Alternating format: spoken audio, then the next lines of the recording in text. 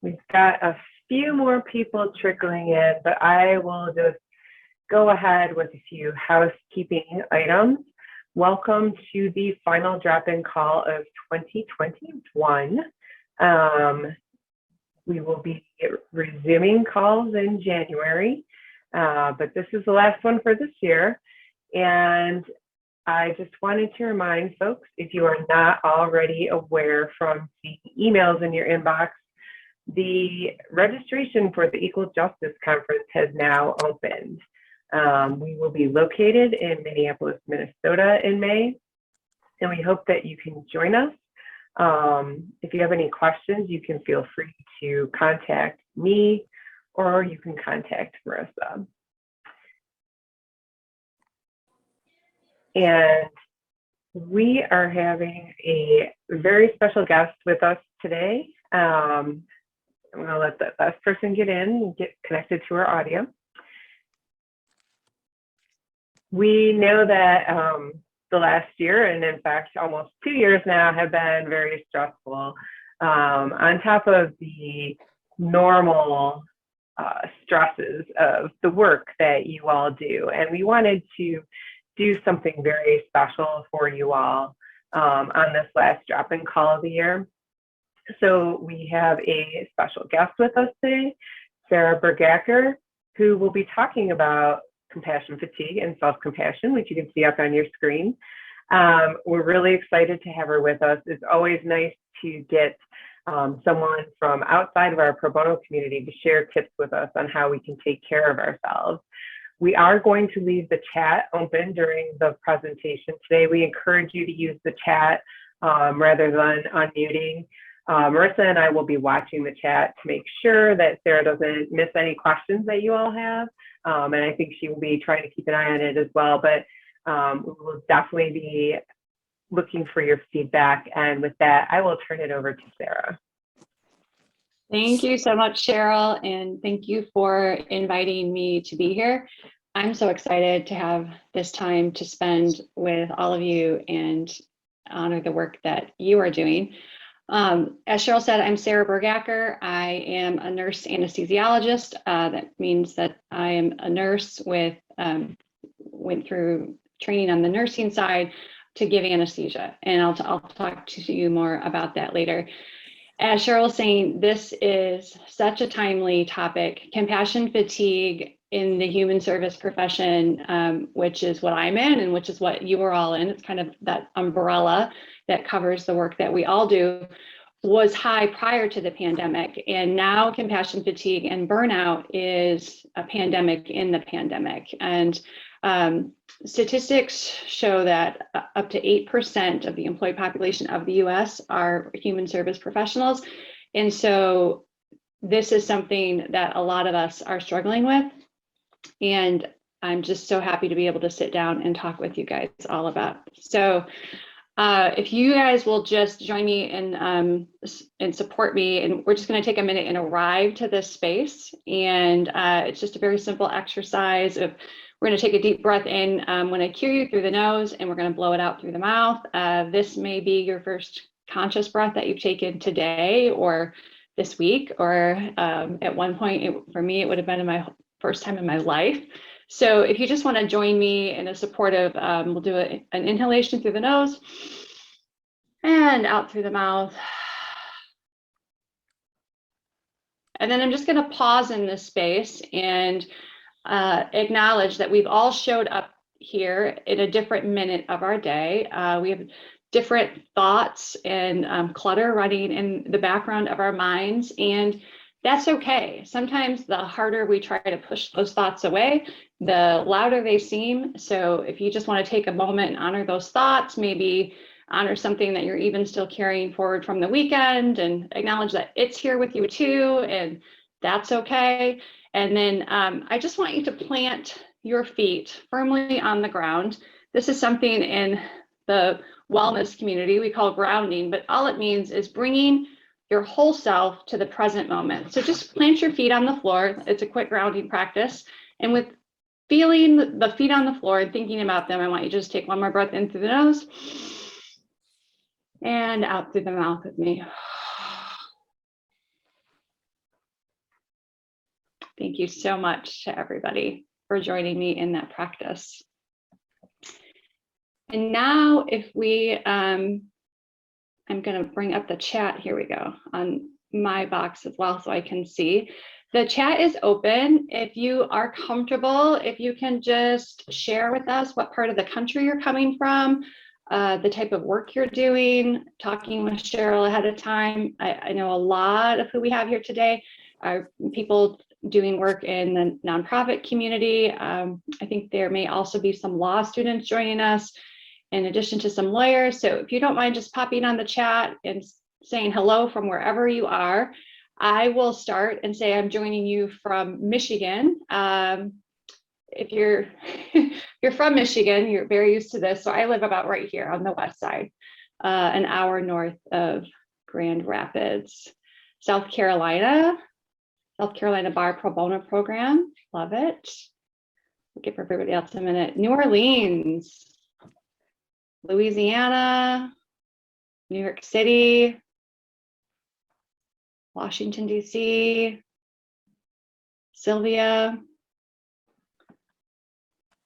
5 degrees in Anchorage. You have us beat in Michigan. Baton Rouge, Arkansas, Berkeley School of Law. I worked in the Bay Area for 2 winters doing some contract work. Loved it there. Hello from California, One Justice. Hello, New Orleans. Ocala, Florida. I'd like to be there right now. Volunteer Lawyers for Justice in Newark, New Jersey. Miami. Oh, I love seeing all of these. Thanks, guys. Staff attorney with Pro Bono Project. Just want to make sure I take time to acknowledge everyone. This is so exciting. Thank you.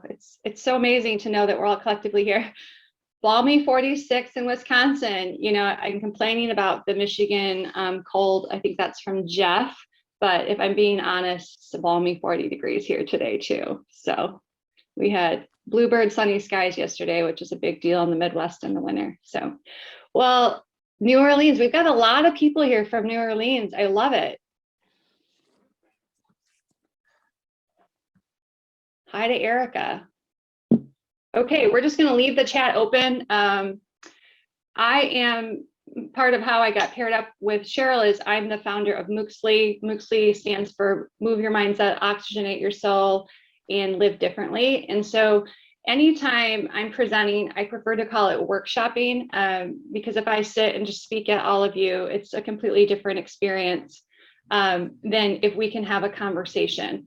And so feel free at any time if you have a question or want something clarified or want to share an experience, that's great. And the nature of these talks is human service professionals. We bring big stories and sometimes big feelings that we weren't even really aware of until we sit down and hold space like this. And so I've also given this talk before and have it go a completely different direction. I'm not married to these slides. I'm here to do what you guys need. So we'll keep this interactive as we go along.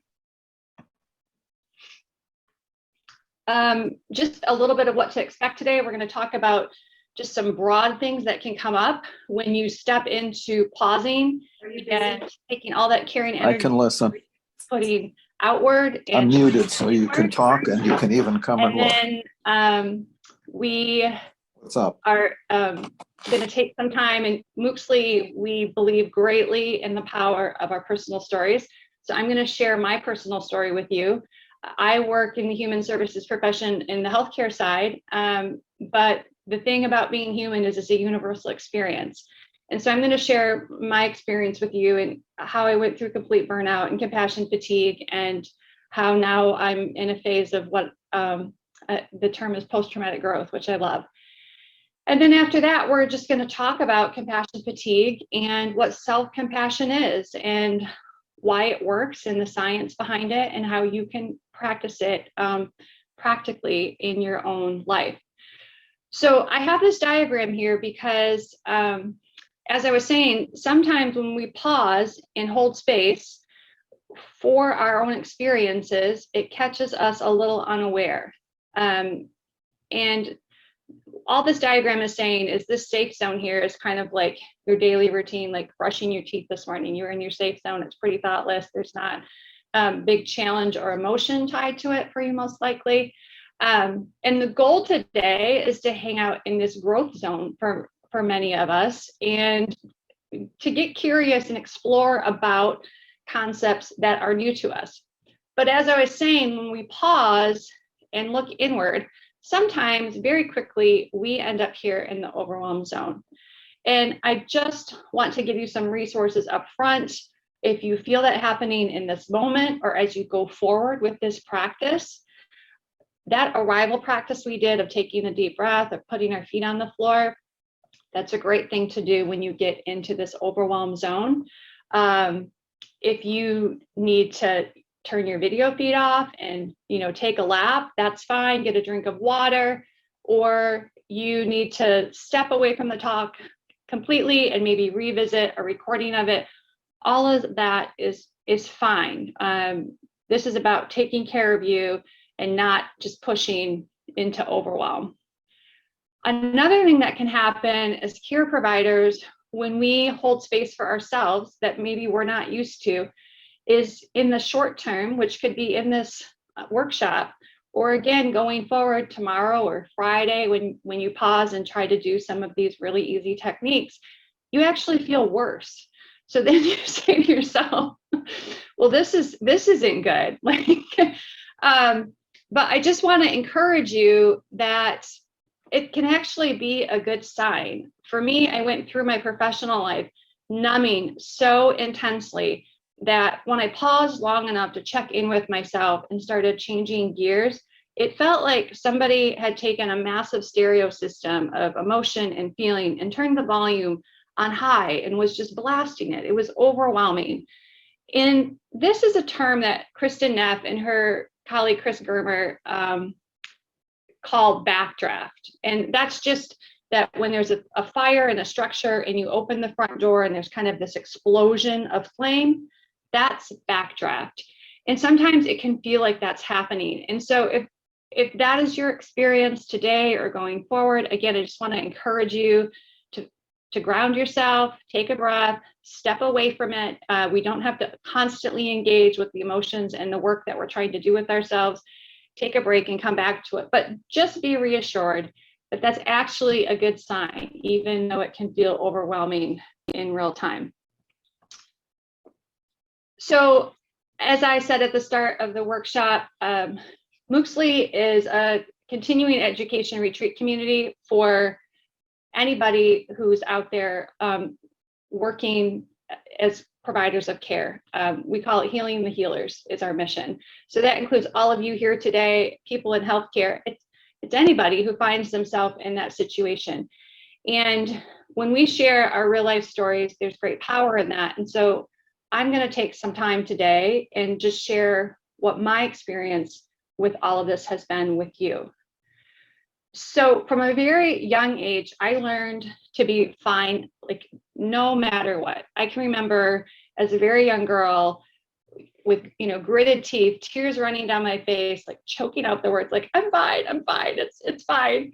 And I had no idea what good preparation this would be for being a nurse. I was an emergency room trauma nurse for 10 years. And then I've been in healthcare almost 25 years. And went on to be a nurse anesthetist or nurse anesthesiologist after that.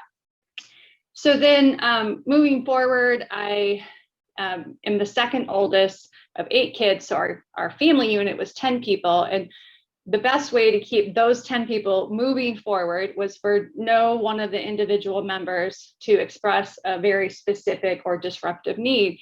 And so I also learned really early on not to say, this is what I need. And that if I did say it, it was going to stop the whole machine, and it had better be really worthwhile and not too big of a drain on resources. Again, I had no idea how well this was preparing me to work in healthcare, unfortunately. So as soon as I could drive, I got a job working at the local hospital, and I looked around and I saw these really gritty people that were pretty stoic. And I just thought to myself, you know what, this feels like home. Like we're all here doing this work, caring for other people. There's not a lot of emotion. and that's highly rewarded, and this is going to be a good fit for me. So what would have been my senior year of high school, I actually got my 1-year licensed practical nurse diploma. And in nursing school, it was like the next level of not expressing your needs. Actually, the experience is some suffering. I think we have some law students here, so probably can relate to walking through that feeling. But bridled with this expectation of you're going through all of this and you don't express a word about it. You just keep your head down, you do the work, and you get through. And I excelled at that because I'd been doing it my whole life. And also I'm a perfectionist, type A, very driven. And so I was like, this is a great fit for me. So when I finished my 1-year nursing degree, I started working in the emergency department. And when I walked into that emergency department, I looked around at the doctors and nurses, and they just seemed like gods to me. They were so skilled at their craft, and they had the capacity to show no emotion in the middle of severe trauma. And so I just doubled down on that's how I want to be, and that's who I want to be. So then I finished my bachelor's in nursing degree, and I transferred from working in a community emergency department to working in a level 1 trauma center and became a trauma nurse. And it's like I had gone from the farm team to the big leagues. And with that transition, I was handed this unspoken contract from my peer group that, like, no matter what, I would numb and numb. I'd express very little personal needs or professional boundaries. I'd be the toughest of the tough. Emergency room trauma nurses pride themselves on being so tough. And I didn't know that being the toughest of the tough, that being the numbest of the numb. And if you had told me at that time that the only way for me to numb the trauma of everything that I was experiencing because of the traumas I was taking care of was to also numb joy, to numb peace, to numb gratitude, I would have told you had no idea what you were talking about. And it would take me 15 more years in healthcare to realize that that was true. So in this season of my nursing career, I had some confusion because I had been doing emergency room care for a while. Granted, this was very next level, but when I was doing these really severe traumas, I would feel this feeling inside of me that felt unsteady. I didn't like it. At this point in my life, I didn't like feeling anything for that matter. And I noticed sometimes in the traumas, my hands would shake a little bit, which isn't great when you're trying to do procedures. It's not a good look, right? So I didn't know anything about the grounding practices we did at the start of this, but I just realized on my own that if I would hum Mary Had a Little Lamb under my breath or in my head, I'd feel a lot calmer. And me and Mary got through one trauma at a time with steady hands. And what I was doing was grounding myself unknowingly. So my husband is also an emergency room nurse. We decided to do nursing contract work all over the country. For those of you in California, we worked in Walnut Creek in the East Bay of San Francisco for 2 winters. It was a riot. But fortunately, all these numbing and stopping practices, super easy to pack up. So I just took them on the road with me. And when we finished travel nursing, I decided to go to graduate school to be a nurse anesthetist. And again, for the law students here and everyone who's gone through law school and rigorous academic programs, I realized real quick that Mary Had a Little Lamb was too short of a song with not enough verses to get through what I was going through.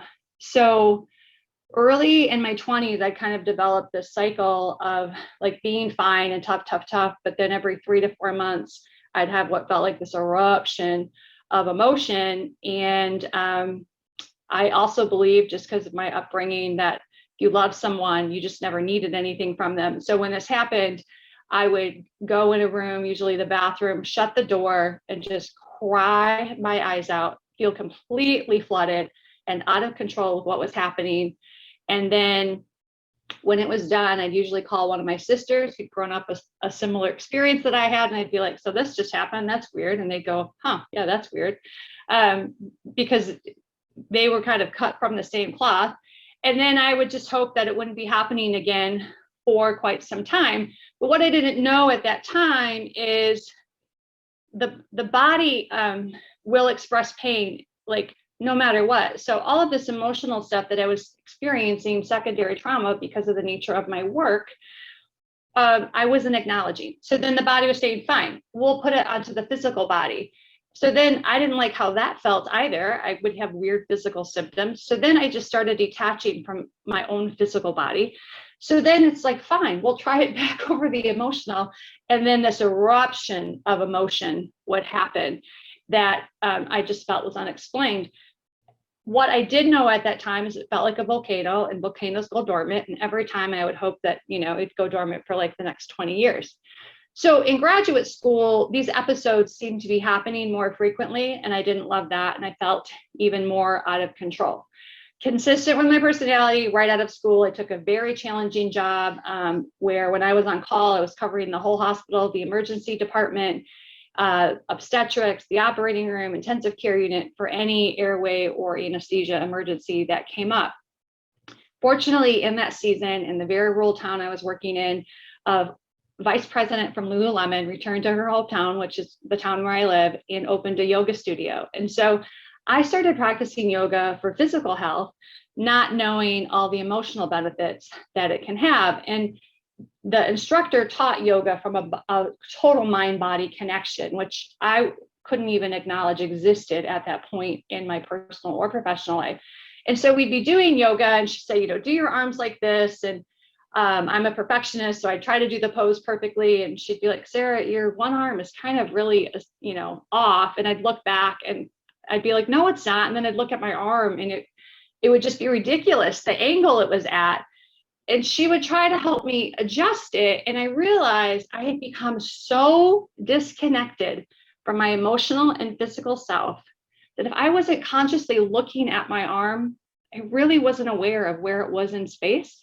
Or if you said to me, think about feeling your middle toe, I couldn't do that. I had numbed myself so severely. And so practice after practice, she kept saying, try to do this with the pose, try to do this with your body. And I couldn't understand why she cared so much, what it looked like. But what she knew, and I was eventually going to learn, that if she could help me find my arm and feel that, I could eventually find and feel my heart. And so thank goodness I continued to practice with her. So one afternoon, I'm working in this pretty demanding job, and I get called in, and it's to put in an epidural for a patient who is in labor. And I walk into the room, and I haven't done nonprofit work, but I can only assume that this is a relatable experience for you guys. I walk into the room, and the lived past trauma of this patient, along with the acute pain that she was in, was so large and so overwhelming. As soon as I opened the door, it just felt suffocating. And at that point in my life, I didn't know about boundaries. I didn't know that continuing to give compassion to others meant I have to give compassion to myself.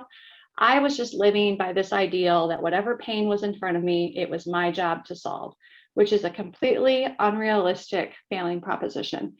So I put this patient's labor epidural in, and because of all of her personal trauma that she arrived with, she was in a no better state when I left the room than when I walked in, because ultimately it wasn't a labor epidural she needed. She needed help and support to work on and solve her own pain and work on her own healing.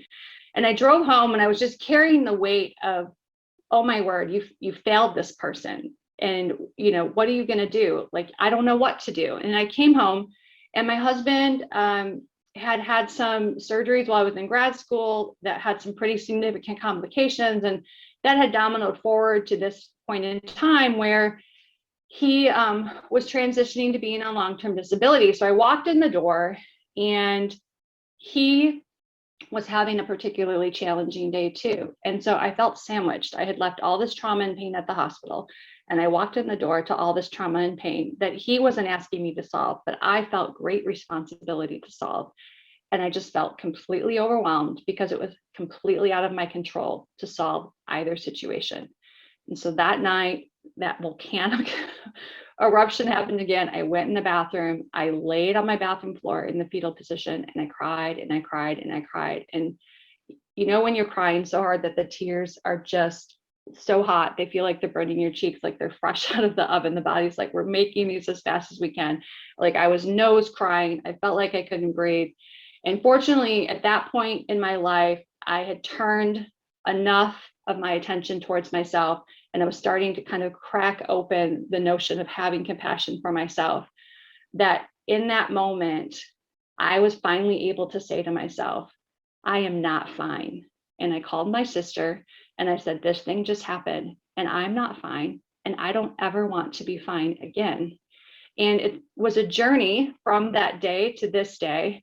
But it was that moment where I set my intention to let go of perfectionism, to let go of being fine, and to commit to living and walking through just this wholehearted, like heart on fire life. And that's what's brought me to meeting with all of you today. So I just want to share some of the tools with you that I've used to make that shift in my own life. I'm currently practicing as a nurse anesthesiologist, and so I'm currently living all of this as well. At this point, are there any questions?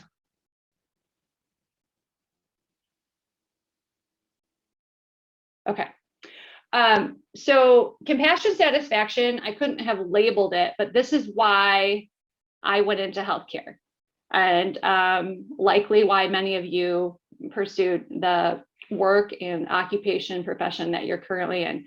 It's just that we get something out of helping others, which is fantastic. It's a sense of achievement, purpose, and joy from pursuing emotionally demanding work.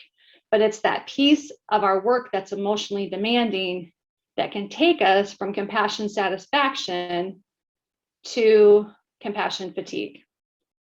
So compassion fatigue is specifically related to human care professionals. And it's that strain that we get from treating, you know, for my patients, they definitely show up with emotional trauma, but a lot of their trauma is acutely physical. For all of you, okay,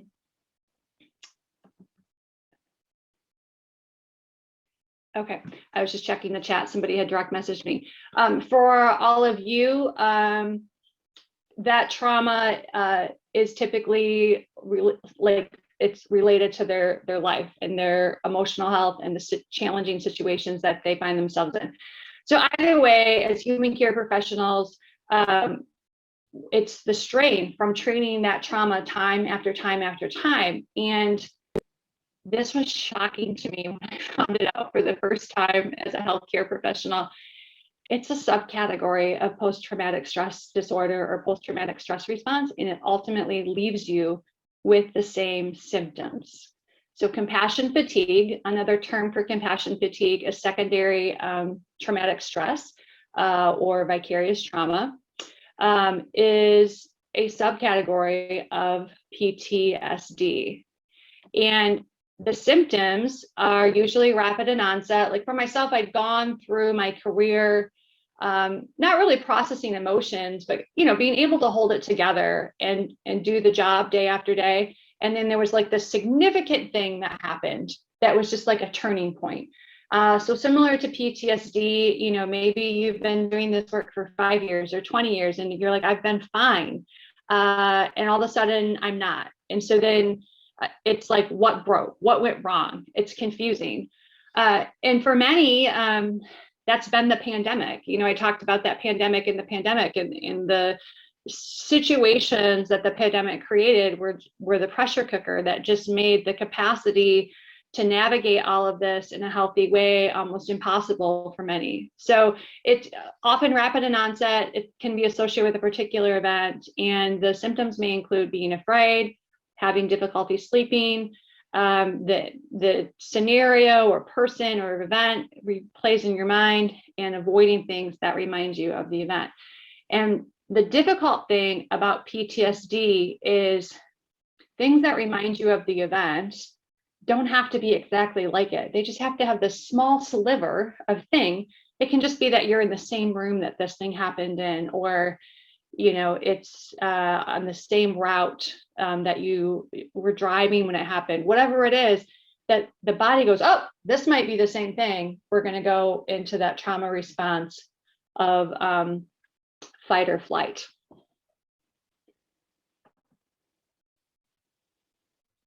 So the start of this talk, I put compassion fatigue and self-compassion cause and cure.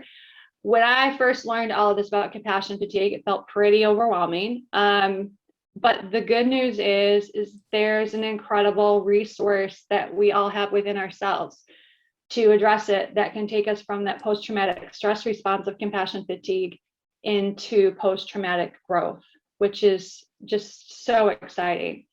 So what is self-compassion? I just want to say up front, again, my background's very type A, very competitive, very hard driving.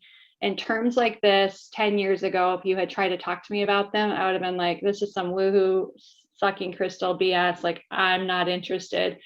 But also with my background in education, being in science, I am into things that are based on evidence, scientific evidence, and there's an incredibly large body of work now surrounding self-compassion, and it is highly effective at treating compassion fatigue and increasing your overall sense of well-being, which no matter how stubborn I'm feeling, I'm all about. So self-compassion is pretty simple. It involves acting the same way towards yourself when you're having a difficult time or failure or something you don't like about yourself that you would towards a dear friend.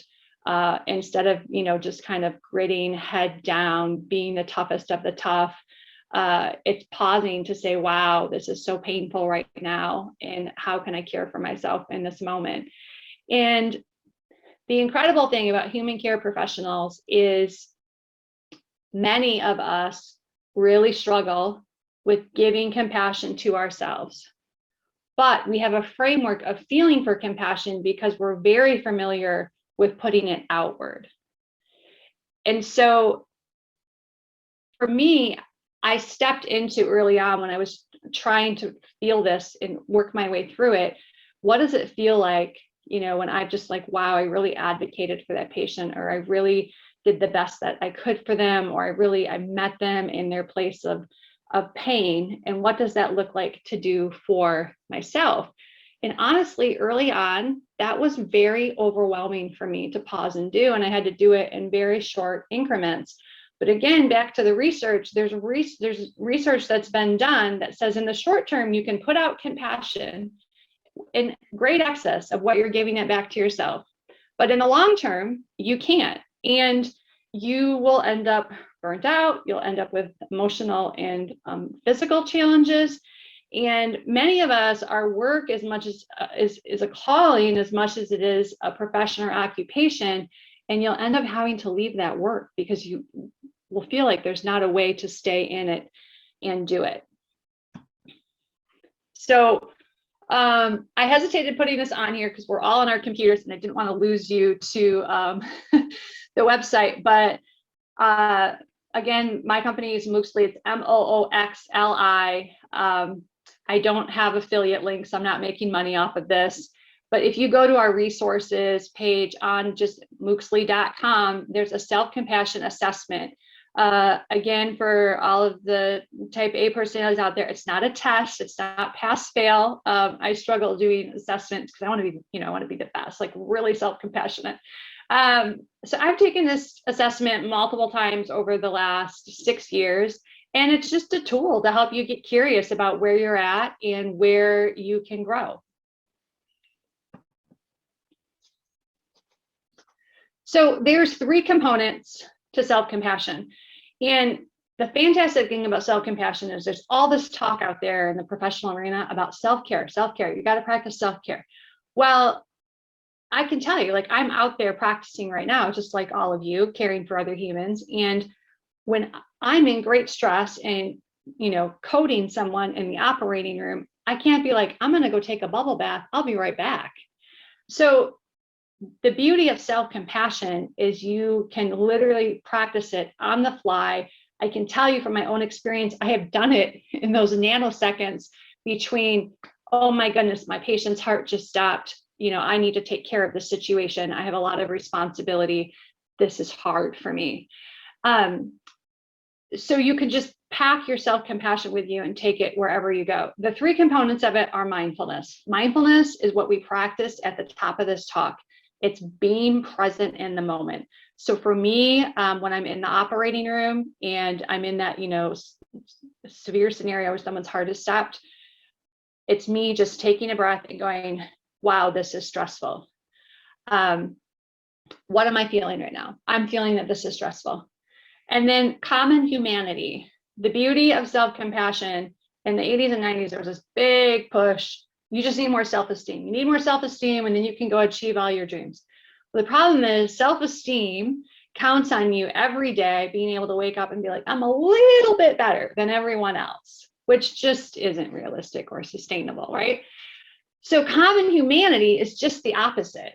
Common humanity says, I'm no different than anyone else, and the experience I'm having in this moment, I'm not alone in. It is stressful for anyone caring for a patient when their heart stops. It is hard for anyone to go through whatever it is you're going through. And so the common humanity piece, it surrounds you with your humanness, because like there's no cure for being human, right? Like we're all stuck doing this.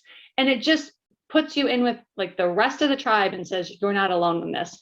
And then the final piece of it is self-kindness. And this piece, especially for me early on, felt ridiculous. But when you kind of get to that crisis point, you're willing to try anything. So I was saying I'm one of 8 kids, 7 of us are actually girls. And the 7 sisters were all very close. And when we're calling each other, encouraging each other, we'll call each other darling. And so that was a term of endearment that I had received that was comforting to me and was comfortable. And so I would say to myself, you've got this, darling. You're okay, darling. You're safe, darling. And what works for everyone else is going to be different. I just saw in the chat, there's an error message. I will update the link on the self-compassion link. You can also just Google the Kristen Neff, and like Nest, EFF, F like Frank, F like Frank, self-compassion assessment. And she'll hook you up with that, but I'll fix the hyperlink as soon as we finish the talk today, so you guys can all check that out through there. So self-kindness is just talking to yourself as you would a friend. And you can literally do that, all of this whole practice in seconds. Are there any questions right now?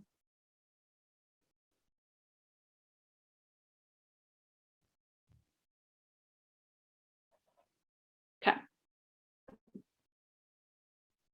So if you leave here today without some like just nuts and bolts practical application, that would not be consistent with my goals at all. So we're going to do a quick self-compassion exercise. Again, this might feel silly. I can tell you it's supported by so much science. And so if you're the least bit open to it, just give it a try. All of you are on your computers or smartphones. So if you just want to open the Notes app, take out pen and paper, open a Word document, we're going to do the first part of this exercise is just think about a time when a close friend has felt really bad about him or herself, or sometimes it was a more comfortable frame of reference for me, like I said, to think about a patient, or for you all, a client that you gave great kindness to. So how would you respond to that friend in that situation when you're at your best and feel like you have compassionate resources to give to them? I'm just going to give you 2 minutes to kind of reflect on that.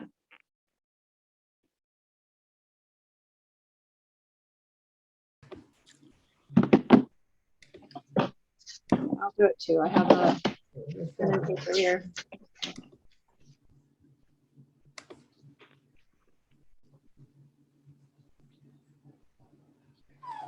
Oh, yeah. That happens like that sometimes. Holiday, yeah, you're right. Mm-hmm.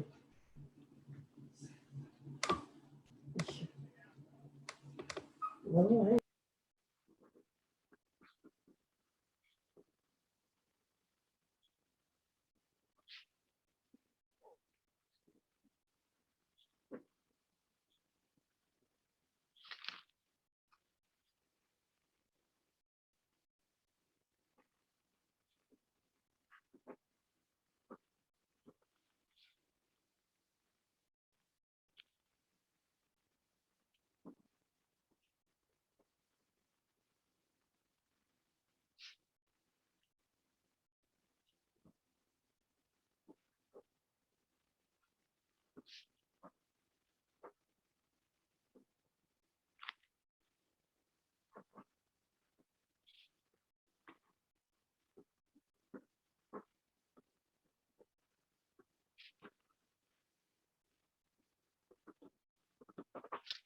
Just 30 more seconds if you kind of want to finish your thoughts there.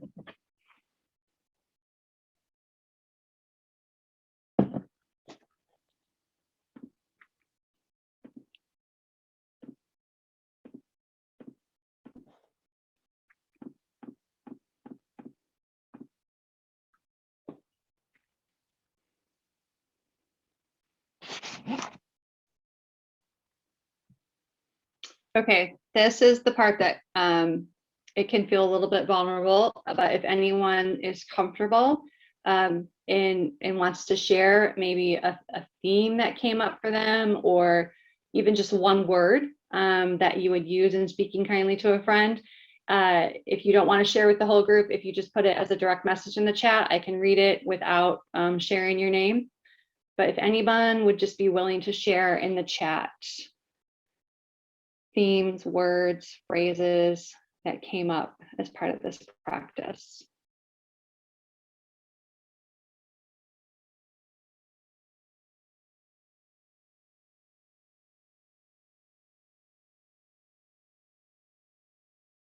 Part of what's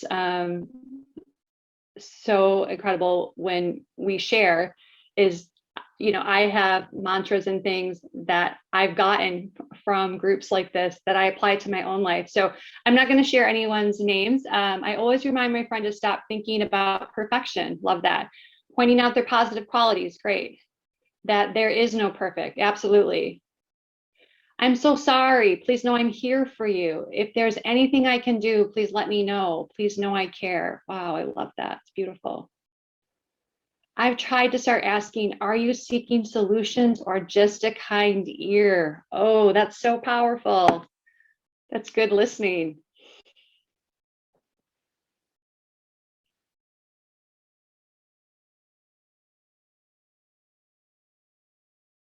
That's great. And I love that the solutions are just a kind ear, because even with myself, sometimes I'll be like, you have to solve this right now so you can feel better. And just saying, you know what, darling, you don't have to have a solution for this. Anxiety is a liar. Yes, I love that.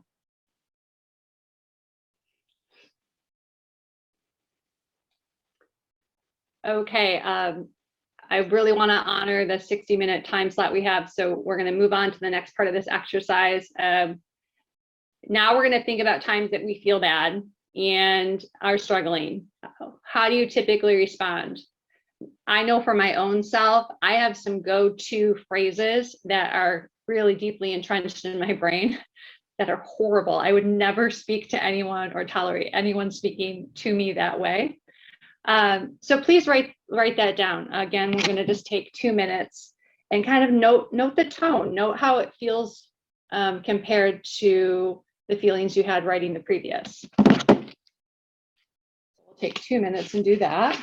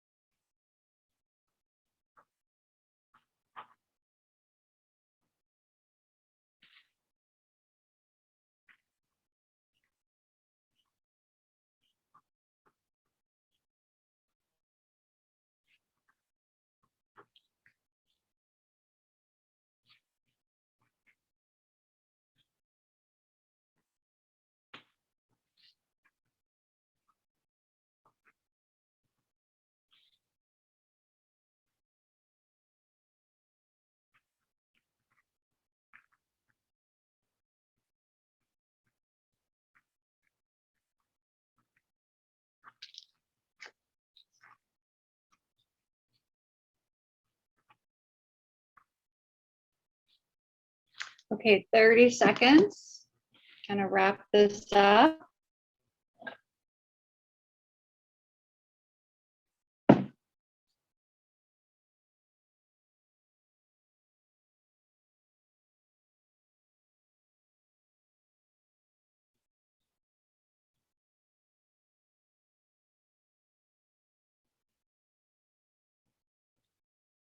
Okay. Kind of want to finish those thoughts. We'll bring it back. And again, the chat is open. If you want to just direct message me, I'll protect everyone's privacy. Somebody's shared, you're the worst, you're stupid, you're a failure. So relatable.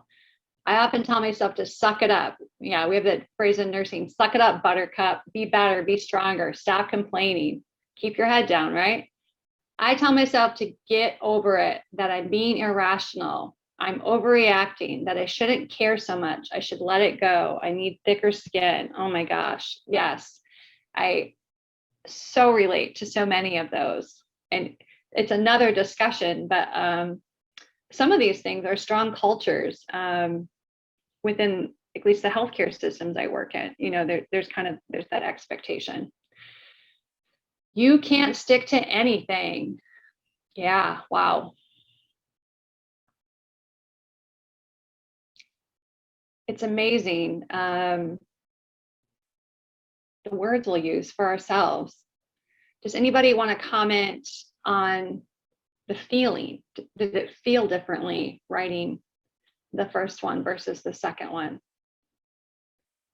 I know for me, as I was writing the second exercise, I just kind of started to have this fullness, you know, this inside my chest of like, why can't you just? Those messages are really easy for many of us to recall because we go to them quite a lot and tell ourselves these things quite a bit. Well, thank you all so much for sharing both of those. So like I said, you just want to reflect on, did you notice a difference? And someone saying my second one was definitive, whereas my first is a question. Okay, I like that. Yeah, like it's final, you're terrible, you're a failure. Whereas we're willing to be more kind and curious with our friends. I'm hoping I'm interpreting what you're sharing there correctly. So what factors or fears come into play that lead you to treat yourself so differently than you treat others? And then outside of this time, because we're tight today for time, but just write down how things might change. Oh, imposter syndrome, someone wrote. Oh, yes. As a female in a highly competitive field of healthcare, I greatly relate to imposter syndrome. We could do a whole other hour on that. So yeah, I want you to reflect on, after we've gone off the call, just how things might change if you responded to yourself in the same way you typically respond to a close friend, and then entertain getting curious about doing that. And I would guess that not a single one of us will be able to finish this day without having an opportunity to practice this on a smaller, large scale. And just kind of start flexing that muscle a little bit, and all that compassion, all that help, and all that support that you put out for other people, turning some of that back on yourself.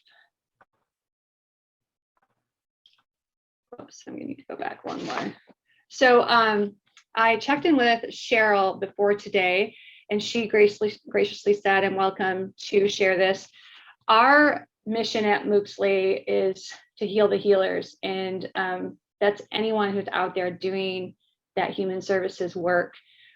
Originally, when we started, we were very healthcare focused, but we've had teachers, social workers, lawyers, just people from all walks of life saying, I need these tools and support in my life too. And so I want all of you to know you're welcome to join us on any retreat, especially our summer 2022 retreat, July 5th. We're going to be at Feathered Pipe Ranch, which is just a premier gorgeous yoga retreat center in the United States.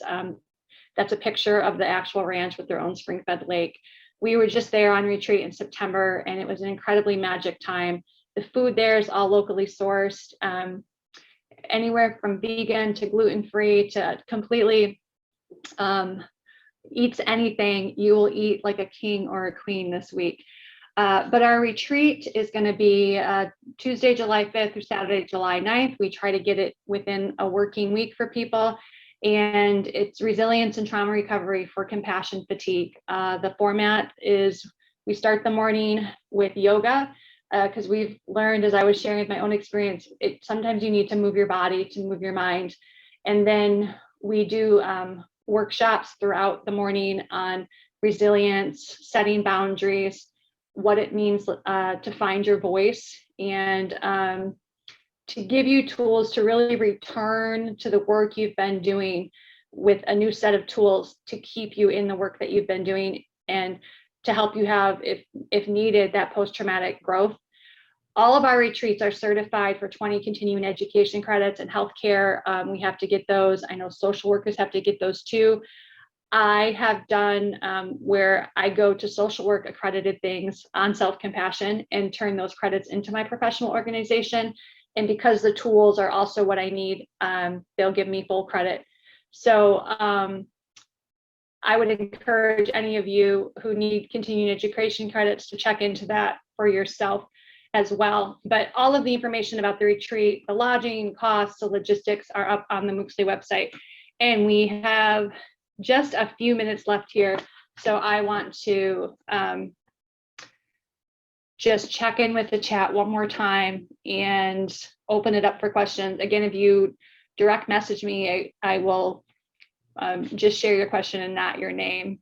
But I know this has been a quick hour with a lot of information that can feel overwhelming. So any questions that have come up?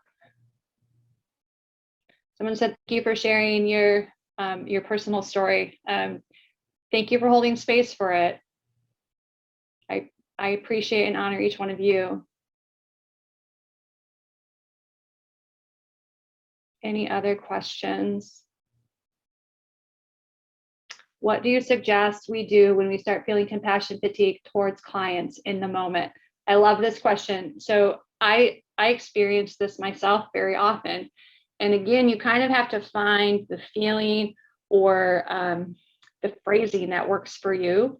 Something that I borrowed from someone and use and then have adapted and use is, I'll just say to myself, and I can picture the last time I did this in pre-op, I'm taking in a breath for me and letting out a breath of grace for you. I'll say to myself, I had a patient that was severely injured, and they've done studies when you're taking care of patients with deep trauma, the same part of your brain is triggered as theirs is triggered when they're the one with the actual injury, but you're the one having the secondary trauma. So another mantra I have in this moment, again, with breathing, and the reason we do the breathing is we have the brake and the gas pedal in our nervous system, and there's no intentional access we have to that except through the breath. So that's why we use the breath, is to put that brake system on. And so I'll take a deep breath in and I'll say to myself, this is hard for me, to honor my own experience. And then I'll breathe out and I'll say, and this is hard for you too. And that's really helped me. Boundaries are a big piece of compassion fatigue in real time too. I found self-compassion works well when I'm feeling compassion fatigue and parenting as well. Absolutely. I use this in my marriage and personal relationships all the time. Can you say more about boundary setting? So I don't have experience in the nonprofit specific work that you are doing, but hospitals are nonprofit. Hospitals are historically understaffed and low resource, which I think are some of the parallels that you all deal with. The question is, can you say more about boundary setting? And so for me, this piece of boundary setting in the hospital, there's always a demand to work more, do more, stay later, push through. You don't eat sometimes, you don't even go to the bathroom. And so I just actually experienced this past Thursday. I was doing a very busy day in the operating room, and I was the only one providing anesthesia. And so they had overscheduled. So this is a system problem, right? That they're looking to me as an individual to solve.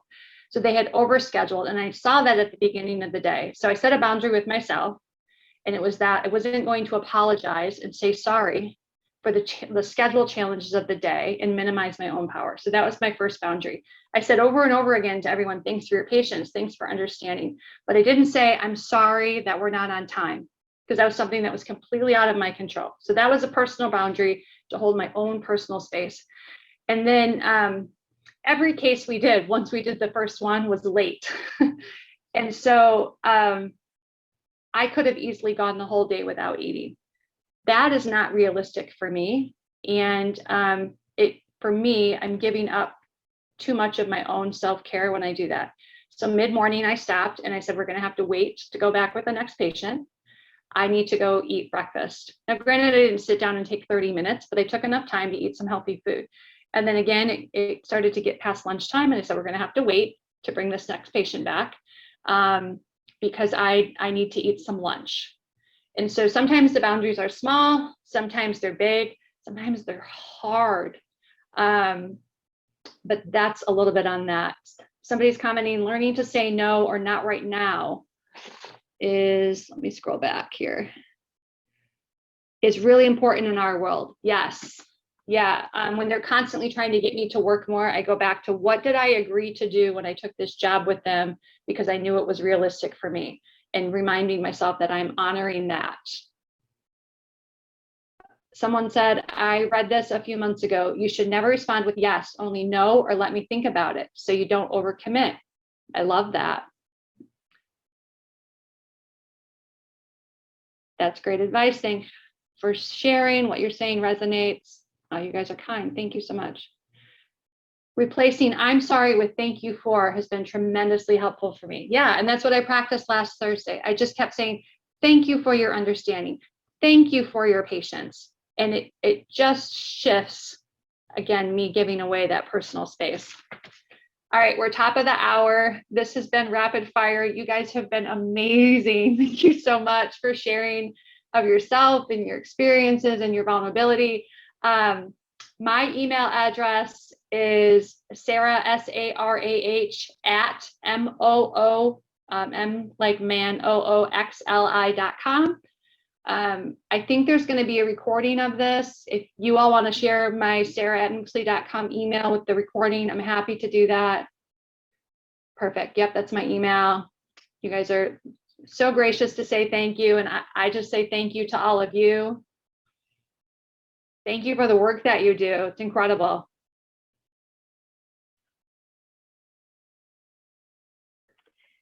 Thank you, Sarah, for being with us today. That was fantastic. Yeah, thank you. And hopefully everyone can take some of these strategies into the holidays with them and the new year. So we can all start a little fresh in 2022. Yep, love that. Somebody had DM'd me on the chat. I'm just going to respond to that DM quick while we're still open. Somebody again asking for my materials because they had to leave. Can I say that you're going to send out the whole recording, right? Yes, we will have a link to the recording on our website, and people can either contact Marissa or me directly if they would like that link sent to them directly. If you want to share the link with your colleagues, you can either find it on our website. Oh, perfect. Yeah. Or contact us. So it will be widely available.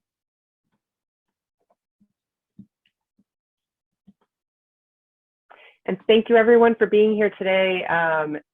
It has been a great experience having you all on the drop-in calls throughout the year, and we look forward to being able to share ideas in the new year. Thank you. Thank you.